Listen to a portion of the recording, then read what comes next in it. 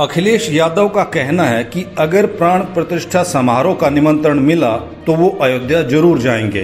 वैसे समाजवादी पार्टी नेता अखिलेश यादव एक बार पहले भी कह चुके हैं कि राम मंदिर के बन जाने पर वो पूरे परिवार के साथ अयोध्या दर्शन के लिए जाएंगे और अयोध्या को लेकर ये समाजवादी पार्टी के बदले रुख का पहला उदाहरण था, खासतौर पर तब जब अखिलेश मुलायम सिंह के कार सेवकों पर गोली चलवाने की कार्रवाई को जिम्मेदारी से स्वीकार करते रहे हैं। 22 जनवरी 2024 को अयोध्या में राम मंदिर निर्माण से जुड़ा महत्वपूर्ण आयोजन हो रहा है। रामलला के प्राण प्रतिष्ठा के मौके पर प्रधानमंत्री नरेंद्र मोदी और यूपी के मुख्यमंत्री योगी आदित्यनाथ सहित बड़ी संख्या में गणमान्य व्यक्ति आयोजन के गवाह बनेंगे।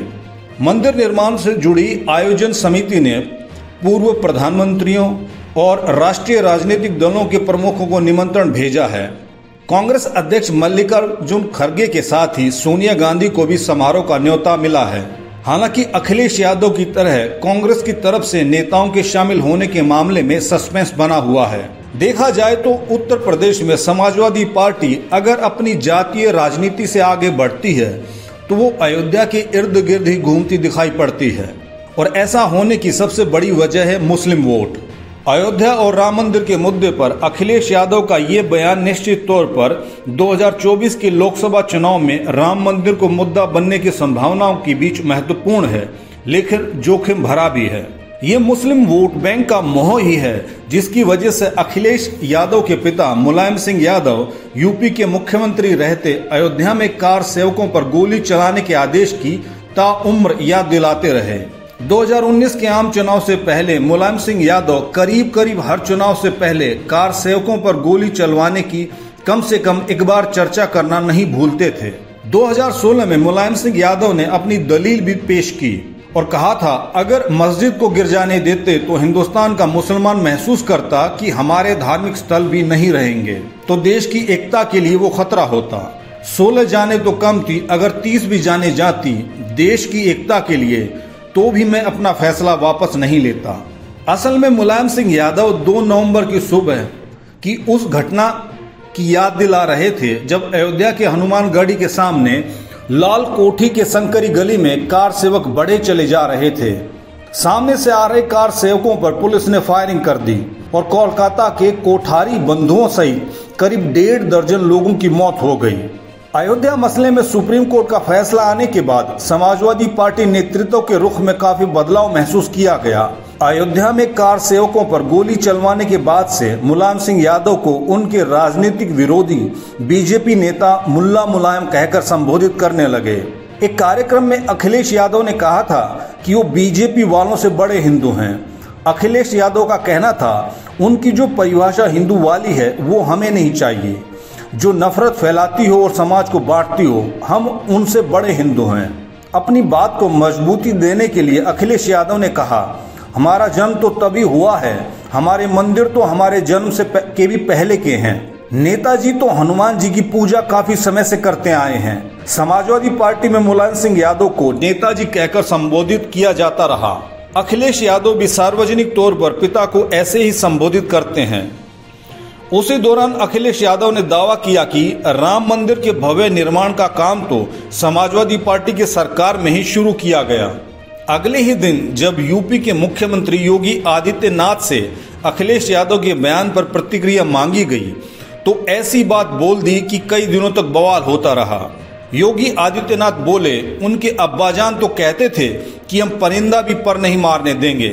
इन लोगों ने पहले राम मंदिर की बात स्वीकार नहीं की थी और राम भक्तों पर गोली चलाई थी। असल में अब्बाजान शब्द भी मुल्ला मुलायम के ही क्रम में बोला गया था, यानी उसी राजनीतिक लाइन का एक्सटेंशन था।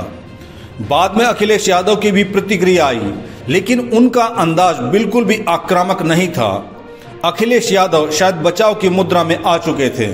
सुप्रीम कोर्ट के फैसले के साल भर बाद जब 5 अगस्त 2020 को राम मंदिर निर्माण के लिए अयोध्या में भूमि पूजन का कार्यक्रम होने जा रहा था, उससे ठीक पहले अखिलेश यादव ने सोशल मीडिया पर एक पोस्ट लिखी थी, जय महादेव जय सिया राम, जय राधे कृष्णा जय हनुमान, भगवान शिव के कल्याण, श्री राम के अभयत्व व श्री कृष्ण के उन्मुक्त भाव से सब परिपूर्ण रहें।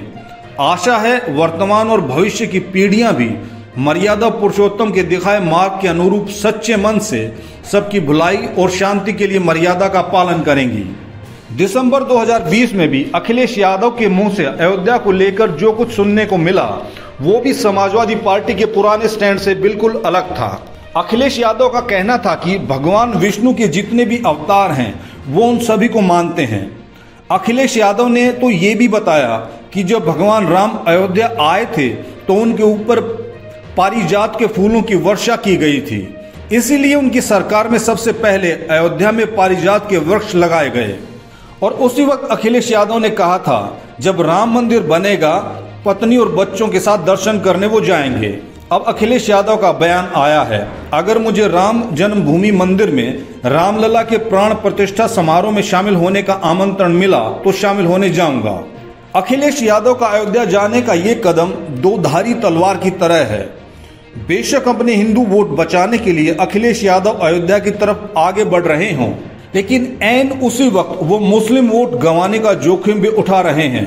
मुस्लिम वोट समाजवादी पार्टी के लिए कितना मायने रखता है ये 2022 के यूपी विधानसभा चुनाव के नतीजों से समझा जा सकता है। तब समाजवादी पार्टी के 34 मुस्लिम विधायक चुनकर आए थे। चुनावों के दौरान ही बीजेपी को इस बात का एहसास हो गया था और यही वजह रही कि केंद्रीय मंत्री अमित शाह को बीएसपी और मायावती की यूपी की राजनीति में प्रासंगिकता का जिक्र करते हुए बयान देना पड़ा। बीजेपी ने तो किसी मुस्लिम को टिकट ही नहीं दिया, लेकिन कांग्रेस और बीएसपी का भी कोई मुस्लिम उम्मीदवार चुनाव नहीं जीत सका। अब 2024 के आम चुनाव से पहले राम मंदिर को लेकर बदले माहौल में अखिलेश यादव सॉफ्ट हिंदुत्व की ओर कदम बढ़ाते देखे जा सकते हैं। जिस तरीके से मायावती ने आजमगढ़ सीट पर मुस्लिम उम्मीदवार उतारकर समाजवादी पार्टी को उपचुनाव में झटका दिया था और कांग्रेस भी यूपी जोड़ो यात्रा मुस्लिम इलाकों से ही निकाल रही है, तलवार तो समाजवादी पार्टी की मुस्लिम राजनीति पर भी मंडरा रही है। आजमगढ़ उपचुनाव में मुलायम सिंह यादव परिवार के धर्मेंद्र यादव को हराने वाले बीजेपी सांसद दिनेश लाल यादव निरहुआ ने राम मंदिर के मसले पर अखिलेश यादव पर हमला बोला था। पटना पहुंचे निरहुआ ने अखिलेश यादव के साथ साथ तेजस्वी यादव को भी निशाना बनाते हुए कहा था कि हिंदू धर्म में पैदा होकर जो राम का नहीं वो किसी काम का नहीं, हिंदू होकर जो अयोध्या धाम का नहीं, हिंदू होकर राम का नहीं वो किसी काम का नहीं। यूपी की राजनीति में मंदिर मुद्दे पर घिरे अखिलेश यादव का ताजा बयान दरअसल हिंदू वोटर को दूर न जाने देने की ही कवायद है। कांग्रेस महासचिव केसी वेणुगोपाल ने सोनिया गांधी और मल्लिकार्जुन खड़गे को न्योता देने के लिए आयोजन समिति का आभार जताया, लेकिन नेताओं के शामिल होने को लेकर ये कहा कि वो 22 जनवरी को पता चल जाएगा। कांग्रेस की तरह ही अखिलेश यादव ने भी सस्पेंस कायम करने की कोशिश की है। विश्व हिंदू परिषद के प्रवक्ता विनोद बंसल के मुताबिक निमंत्रण सिर्फ राष्ट्रीय राजनीतिक दलों को भेजा गया है। फिर तो ऐसा लगता है जैसे अखिलेश यादव ने जानबूझकर पासा फेंका है, क्योंकि देश के राष्ट्रीय राजनीतिक दलों की सूची में समाजवादी पार्टी नहीं है, इसलिए आमंत्रण के आधार से वो पहले ही बाहर हो जाते हैं।